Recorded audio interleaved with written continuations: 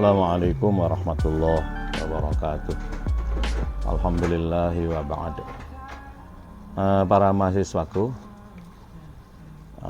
Magister Manajemen Pendidikan Islam dan juga Magister Pendidikan Agama Islam, mata kuliah Filsafat Islam dan Tasawuf, dan mata kuliah Filsafat Ilmu Integrasi Islam dan Sains. Pada pertemuan yang ke-11 ini, saya mohon maaf tidak bisa hadir di kelas. Akan saya sampaikan secara online lewat channel YouTube saya. Nanti silahkan didengarkan, diputar. Pada kesempatan ini saya ingin menyampaikan, atau materi kita, kajian kita adalah beberapa istilah yang ada di dalam ilmu tasawuf yang pernah dirumuskan oleh Syekh Abu Hamid atau Syekh Muhammad Abu Hamid Muhammad Al-Ghazali At-Tusi, atau yang terkenal dengan sebutan Al-Ghazali, sebagai Hujjatul Islam dan ulama intelektual mutasawwif yang sangat terkenal, masyhur saya kira di Indonesia khususnya. Beliau memberikan beberapa istilah untuk tahapan mencapai makom atau makomat seseorang, makomat dalam tempuh sufi, tempuh pembersihan jiwa itu. Pertama, apa yang disebut dengan at-takhalli. Kita kha, lam, ada tasdidnya, kemudian alif layyinah, at-takhalli atau takhalli. Kemudian yang kedua adalah tahalli, tidak pakai kha, tapi yang kedua adalah tahalli, ta, ha, lam, musyaddad, kemudian alif layyinah, tahalli. Yang ketiga adalah kemudian ta, lalu jim, lam, musyaddad, alif layyinah, tajalli. Jadi takhalli, tahalli, dan tajalli. Ini istilah untuk memudahkan bagaimana kita ini proses membersihkan jiwa atau membersihkan nafsu, membersihkan hati kita. Yang pertama adalah takhalli. Apa itu takhalli? Yaitu mengosongkan, secara bahasanya mengosongkan. Apa yang mesti dikosongkan? Yaitu berbagai keinginan-keinginan atau al-akhlak al-madhmumah. Keinginan-keinginan yang timbul oleh an-nafsu al-ammarah bisu, sehingga menimbulkan satu dorongan menuju tindak laku atau perilaku akhlak yang tercela. Apa itu? Ya apa saja yang kemudian digambarkan oleh Al-Ghazali ini. Dalam diri manusia itu ada beberapa sifat. Apakah itu sifat al-bahaim, al-hayawaniyat, kemudian al-muftarisat, dan juga sifat jin, dan juga sifat manusia, serta sifat malaikat. Nah, semua itu mesti harus diketahui secara takhalli, tahapan yang pertama. Apa itu al-bahaim? Binatang. Binatang ternak. Binatang ternak itu pekerjaannya makan doang. Itu harus dikosongkan. Keinginan-keinginan ingin makan terus, hanya menikmati hidup, sehingga orangnya disebut dengan Abdul Butun, bukan Abdullah.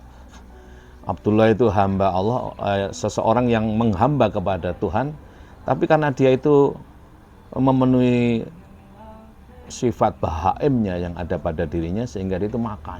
Keinginan makan itu ada. Keinginan makan itu timbul dari sifat diri manusia, dari sifat namanya al-bahaim, yaitu binatang ternak. Yang kedua digambarkan ada al-hayawanat. Al-hayawan pada umumnya, itu hewan-hewan pada umumnya. Indah ini, indah, tapi dia harus dipimpin.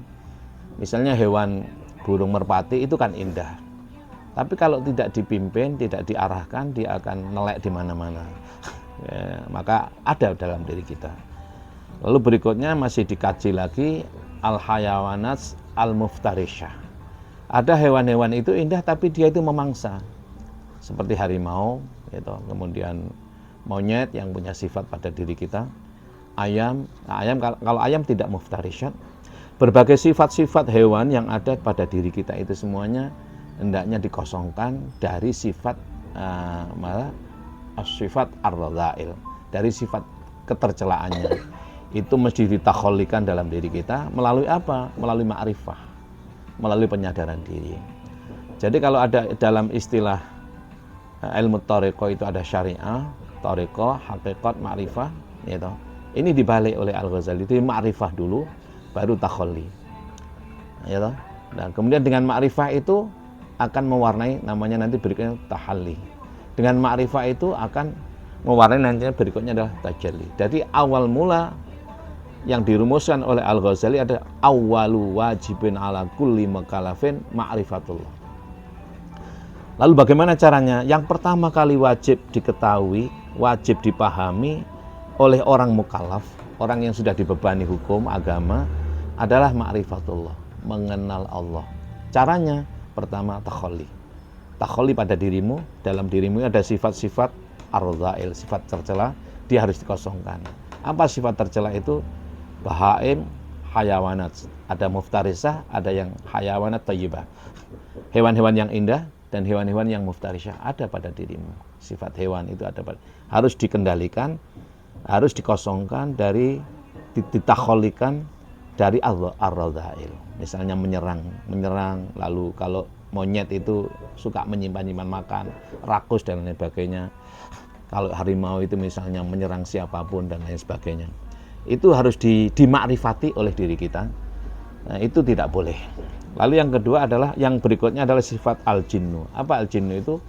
Ya panasan, emosional, rakus harta, rakus kekuasaan, ingin menguasai wilayah.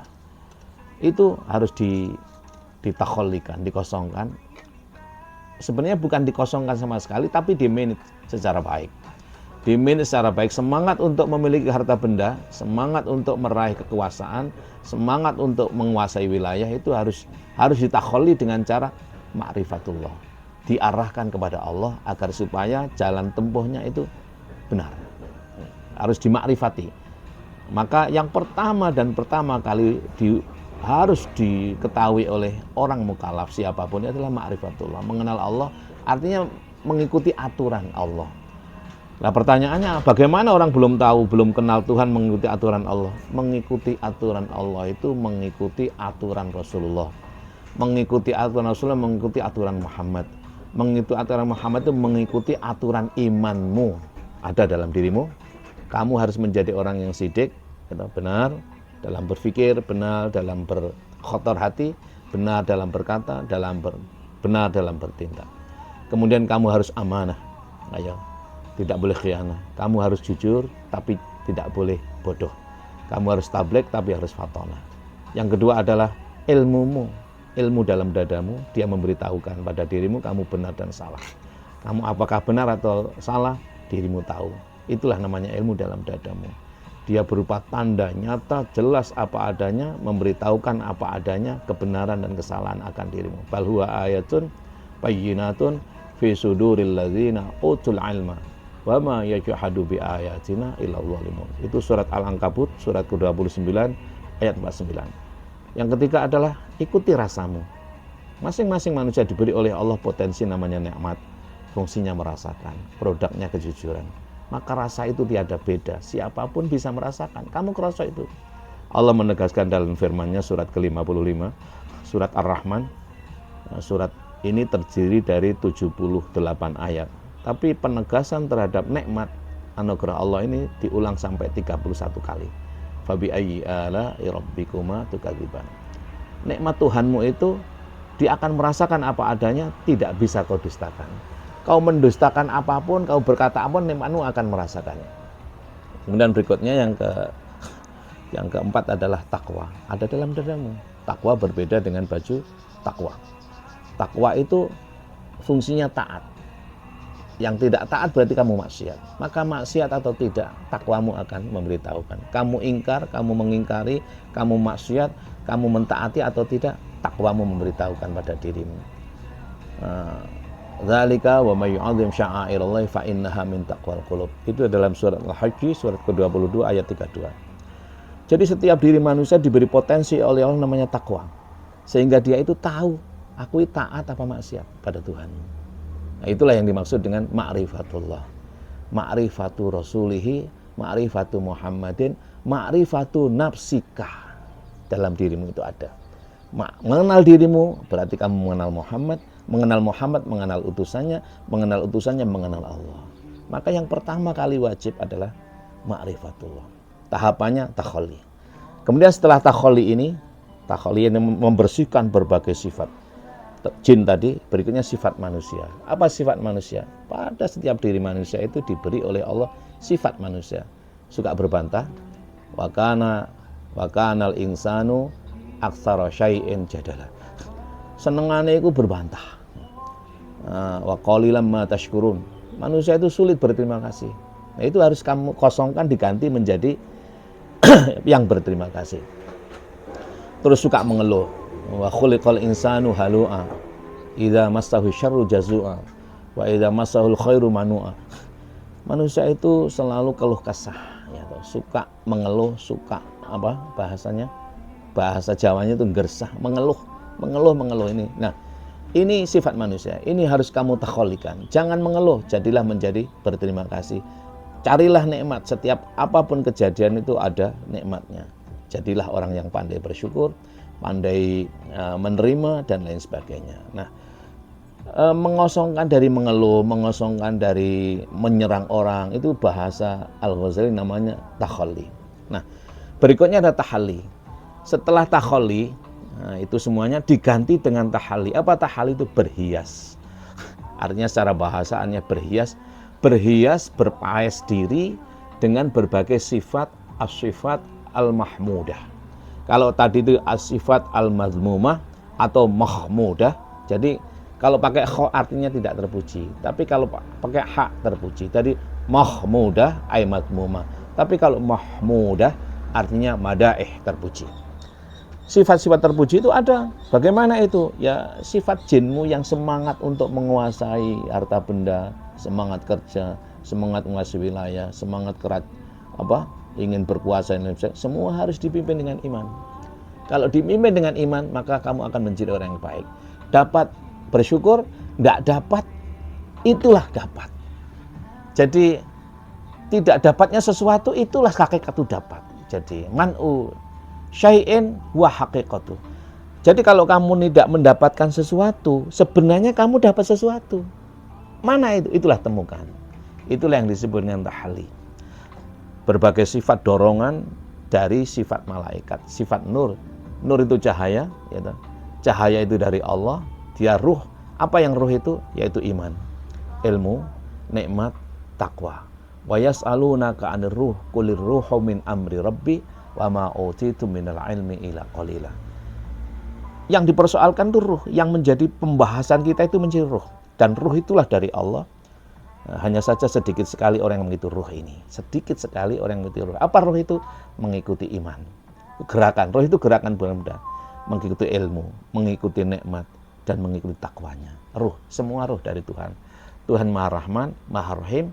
Apa ada pada diri Rasul namanya rahmah. Wa ma arsalnaka illa rahmatan lil alamin. Itu surat Al-Anbiya, surat ke-21 ayat 107. Ada pada dirimu namanya Rahim. Itu dalam surat ya ayyuhan nasu ubudu rabbakumul ladzi khalaqakum min nafsin wahidah wa khalaqa minha zawjaha wa batsa minhuma rijalan katsiran wa nisaa wattaqullaha alladzi tasaaluna bihi wal arhama innallaha kana 'alaikum raqiba. Itu dalam surat An-Nisa ayat pertama. Rahim pada dirimu, rahmah pada diri Rasul, ya. Rahmanun Rahimun pada Allah Subhanahu wa taala. Ya. Jadi tahalli atau berhias diri ini dengan mengikuti ruh atau gerakan ruh dari Allah. Apa itu? Yaitu as-sifat al-madaih, as-sifat al-mahmudah, as-sifat at-tayyibah, berbagai sifat-sifat baik, dorongan dari jiwa mulhamah. Kalau sifat-sifat yang jahat tadi, sifat apa? Bahaim, sifat jahat tadi namanya dorongan nafsul ammarah bisu, kalau diekspresikan namanya lawwamah. Nah, ini harus diganti dengan sifat-sifat yang baik, sifat-sifat yang terpuji, sehingga dorongannya menjadi dorongan